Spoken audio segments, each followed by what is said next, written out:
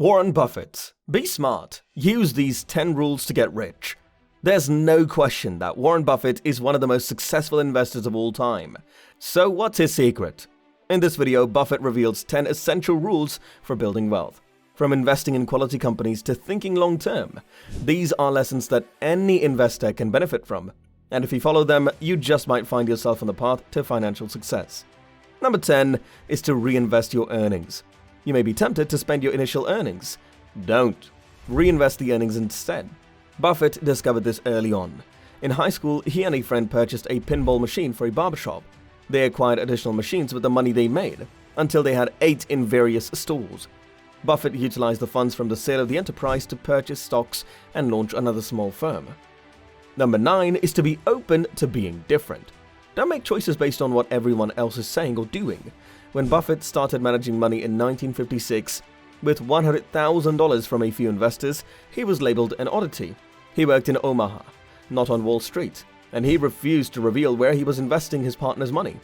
People expected he'd fail, yet 14 years later, when he ended his partnership, it was worth more than $100 million. Number 8 is do not suck your thumb.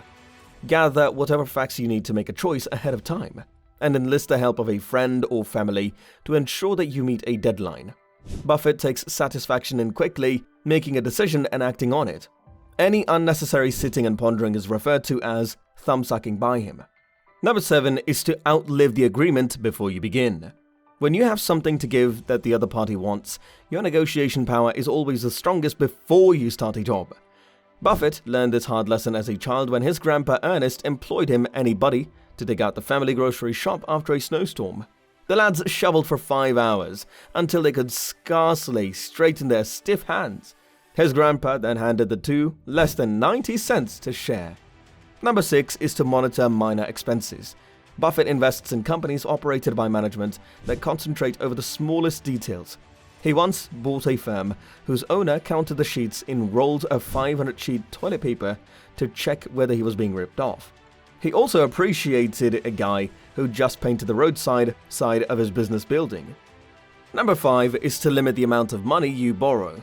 Buffett has never borrowed a large sum of money, neither to invest or to pay off his mortgage. He's received a number of heartfelt messages from folks who believed their borrowing was reasonable, but were overwhelmed by debt. Negotiate with your creditors to pay what you can, then, after you're debt-free, concentrate on putting money aside to invest.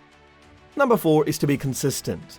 You may defeat a more established competition with determination and inventiveness. Buffett purchased the Nebraska Furniture Mart in 1983 because he admired its creator, Rose Blumkin. As a Russian immigrant, she transformed the market from a pawn shop in North America's biggest furniture retailer. Her goal was to undersell the bigwigs, and she was a tough negotiator. Number 3 is to recognize when to give up. Buffett once went to the racetrack as a teen. He lost a wager on a race. He gambled on another race to recover his losses. He lost once more, leaving him with almost nothing. He felt terrible since he had wasted almost a week's wages. Buffett never made the same mistake again. Number 2 is to evaluate the dangers. The FBI charged the employer of Buffett's son, Howie, with price manipulation in 1995. Howie was instructed by Buffett to consider the worst and best case situations if he continued with the firm.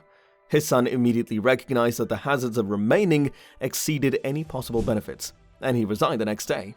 Number 1 is to understand what success really means. Despite his fortune, Buffett does not assess success in terms of money.